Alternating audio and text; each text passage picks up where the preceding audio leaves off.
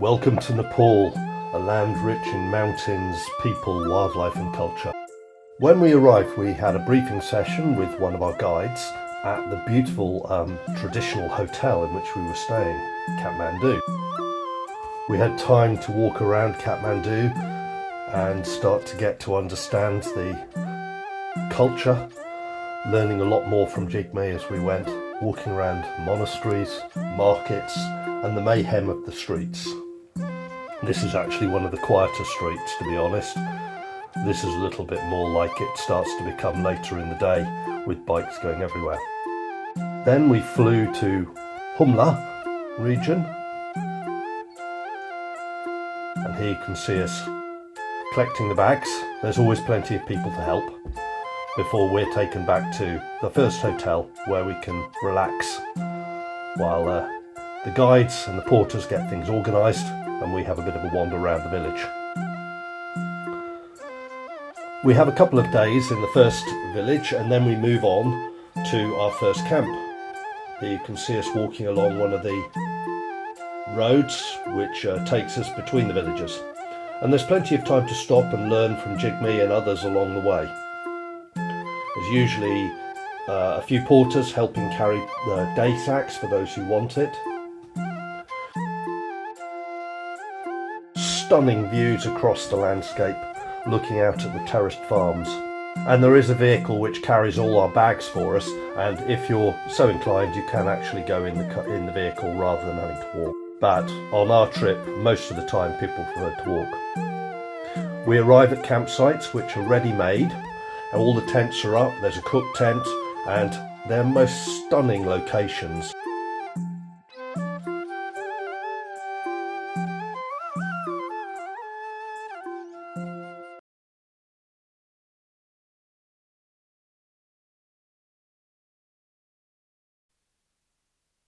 And then we get on to the weaving.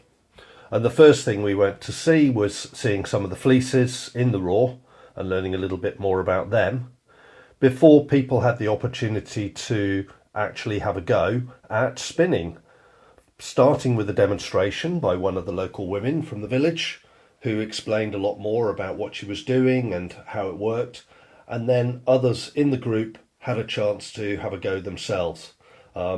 And even those of us who viewed drop spindles realised it takes really a lot of time and skill to get to the standards that the local people are spinning.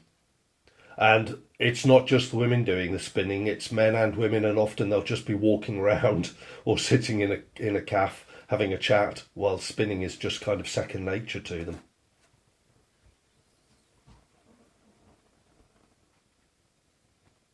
Then we moved on to seeing how they prepare the warp for the backstrap loom in this case, using pegs in the ground rather than the warping board that we tend to use. I have to be honest, as a non-weaver, this looked a little bit like the cat's cradle games that people used to play in the school playground. And it looked incredibly complicated to a non-weaver.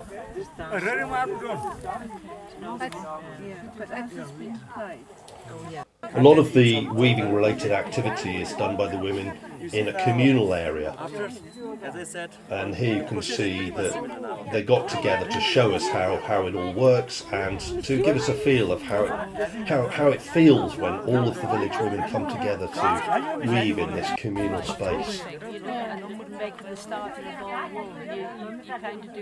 You do, yeah. And it doesn't feel like it's very long before the weaving is set up on the backstrap loom, ready to go, and weaving begins.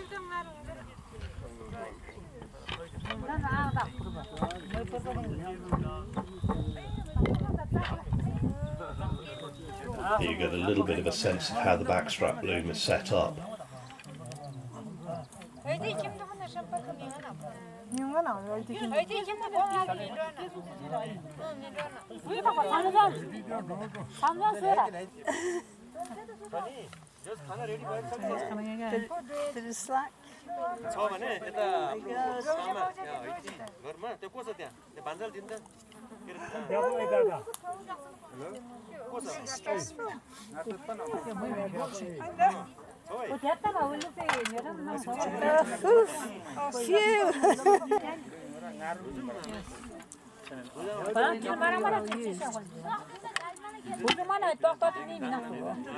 There's a particular. You can see where the tying comes in. It's just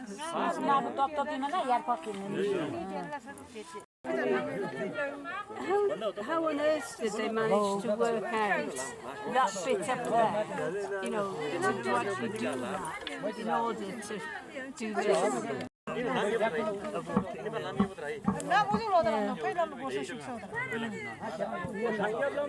when we did the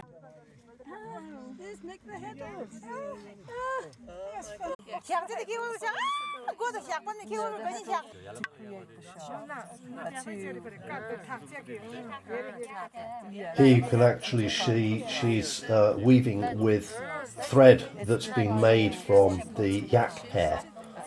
So you'll see a little bit later in the film how this is processed. it's much simpler than we are taught to do. But she does the same job. Yes. You propose to each one and don't assume the strings and you tie knots and you go round. That's why I was surprised when he said it took an hour to do it. Yes, yeah. Spin, ready to fly. This one, not done yet. This is flight already, you know? This is not flight. And by the way, this is like, yeah, here. It doesn't feel like any time at all before the cloth starts to emerge and a piece of yak hair cloth is being woven.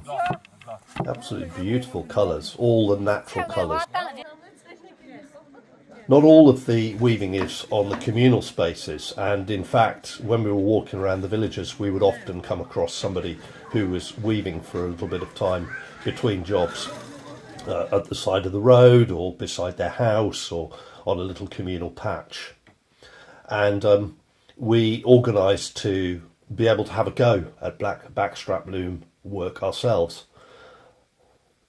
It looked pretty difficult, and I think judging by the feedback from everybody, it was pretty difficult, but what a wonderful experience to be able to have a go and learn from these women as to how they carry out these tasks.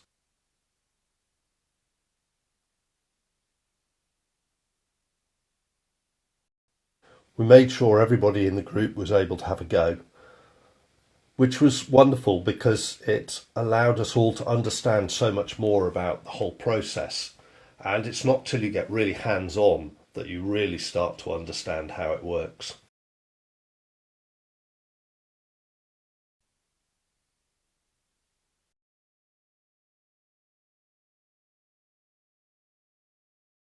As well as weaving, we were also learning about all of the other aspects of fibre to fabric.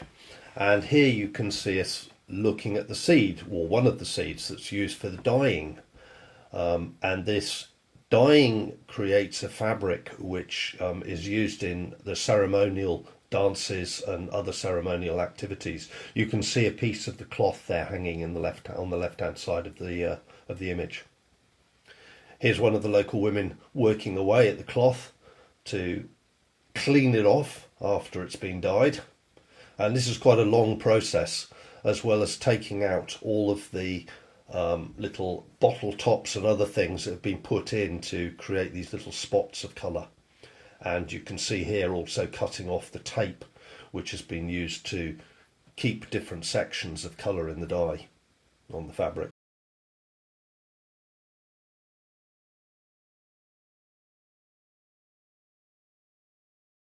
And here's the final cloth with its little spots of colour.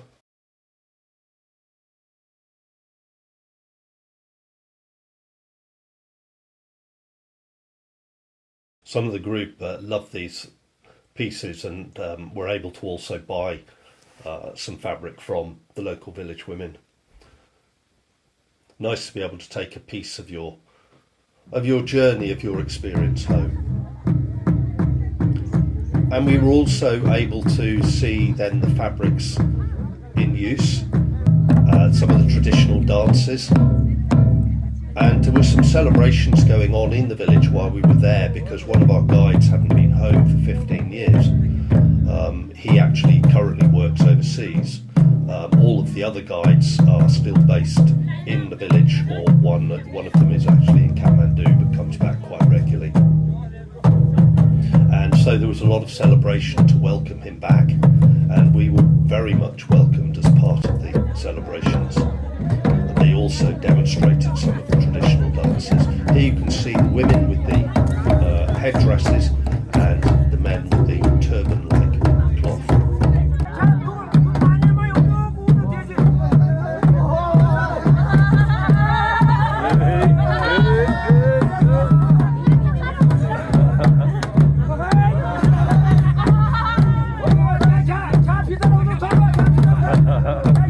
It's almost down.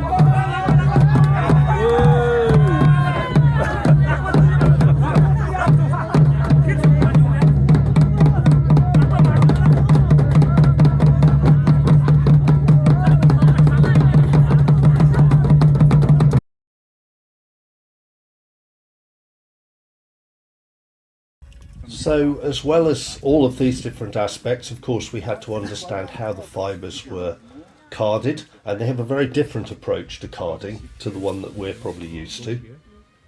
From the one, hurt, but now everybody he has already sold. The gentleman squatting down is hitting the hair, the yak hair, with 2 sticks, and this is actually how they card. This technique is used for the much lighter yak hair. And then again, the yak hair is used for making rope, and also for making coverings for the haystacks which are put on the roofs of the buildings. And the fabric that's made protects the hay during the bad weather, because when it gets damp it swells up, so it effectively waterproofs the hay and protects it. Here you can see one of the gentlemen spinning and then preparing for plying the fibre that he's created from the yak hair.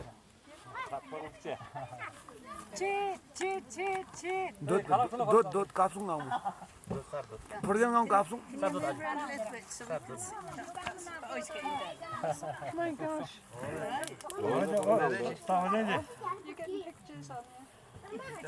There you go, cat's cradle. Green, cat's cradle.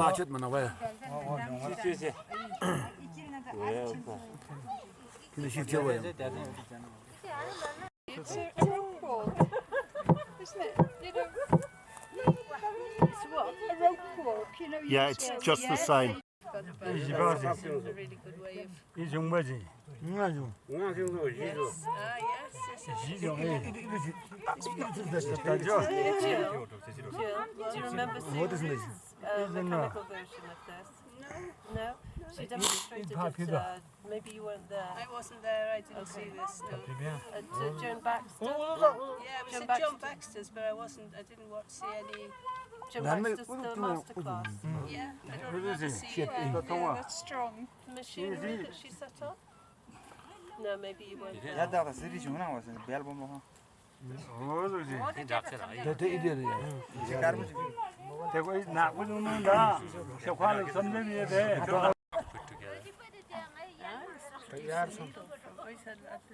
In front of him here you can see him with a piece of the yak rope that's been made from the yak hair processing.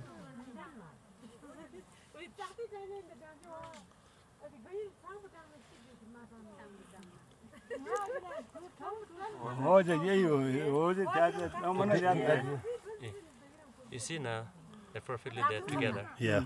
So that's the final now. After that, So they do that that is how it happened.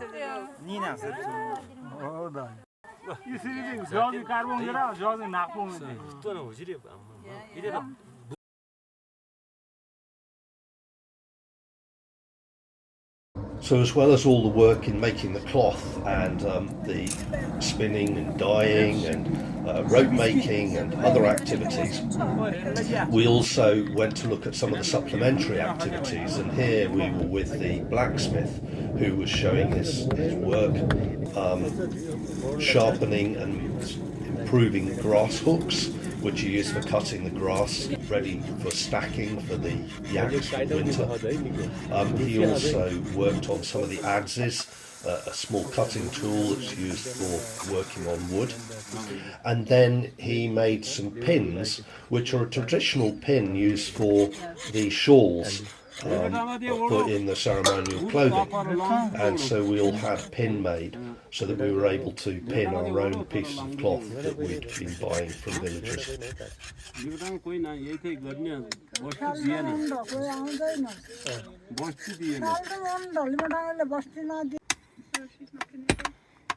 She'll take it out. Otherwise, she'll, burn the handle. Yeah.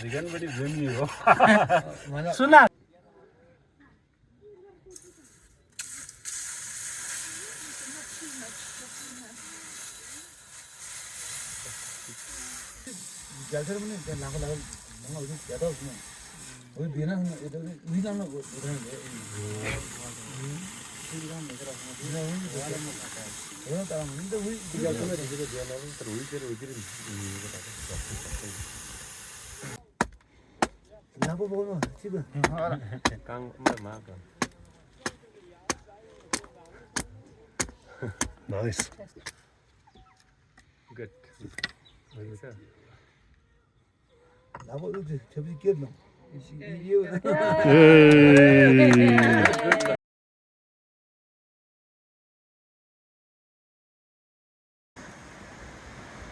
Beautiful walk along the road under the crags where the lammergeier used to nest. They've moved higher on the hill now. The blue-green bushes are all sea buckthorn, really important form of vitamin C. And there you can see down the valley and back towards the town where we flew into. You can see the cropping on the other side, but the fields are broken up with these areas of very dry land plants, very like the machi in the Mediterranean. Lots of aromatic plants, lots of these sort of spiky berry-bearing plants like the sea buckthorn, and this one here apparently is a little bit like an olive, has black berries that they pick. Piece of sea buckthorn. You can see all the pines here now. This is community woodland, but when the sheep were grazing here there were very few trees, so it's actually quite recent that a lot of this has come back to being woodland again. Would have been a lot more open ground in the past.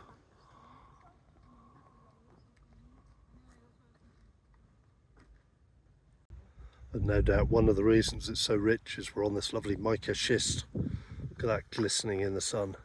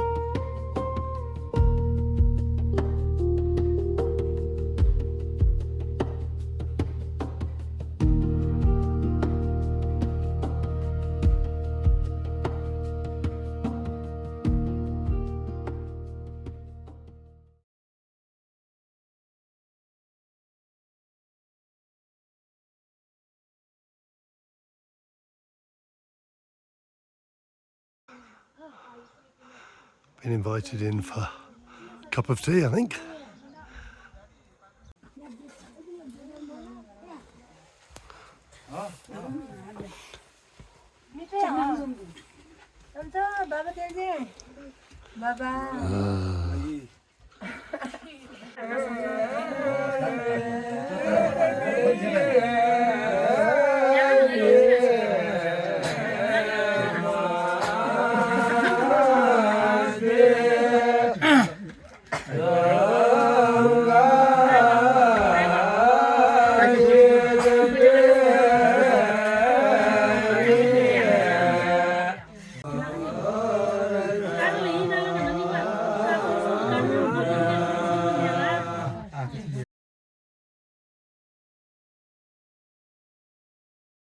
Cultural or tradition, particularly Buddhist tradition.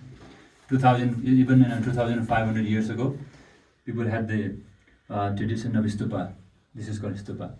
There are various shapes, and then they resemble various dedicated to various stages of Buddha's activity. His birth, enlightenment, monastic unity, and then his turning of the wheel. So there are like 8 types of these stupas. And usually there are like relics of realized masters, simple, direct, and also very practical. And then during Buddha's time, meditation practice was allowed only for the celibate, I think, or later, at the time.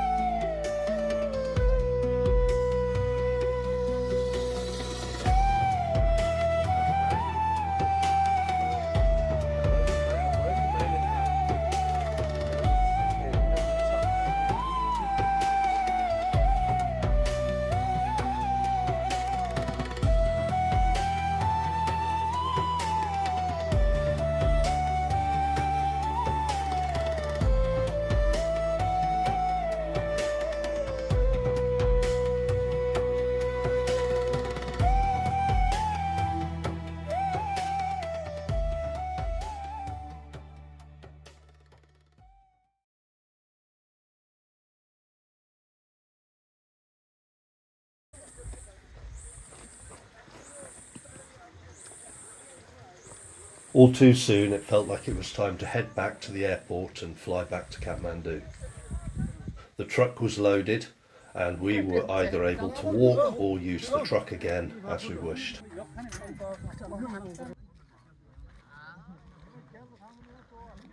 But no walk is ever quite as you expect here, and as we passed one of the villages we'd stayed in on the way up, all of the village had come out to see us off and celebrate our visit, which was absolutely wonderful and totally unexpected.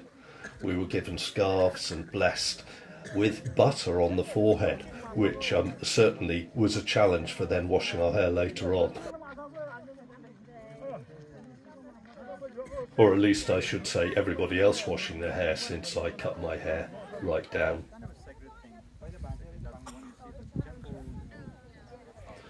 I'm not quite sure what drink was we were being offered. It's okay. It's okay. It's okay.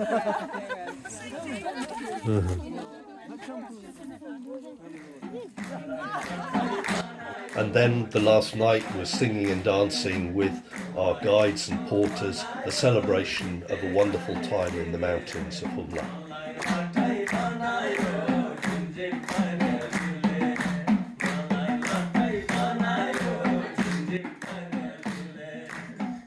And then we were back at the airport and setting off on our way, flying away from these beautiful villages in the hills, back to the noise, energy and excitement of Kathmandu before our flight home.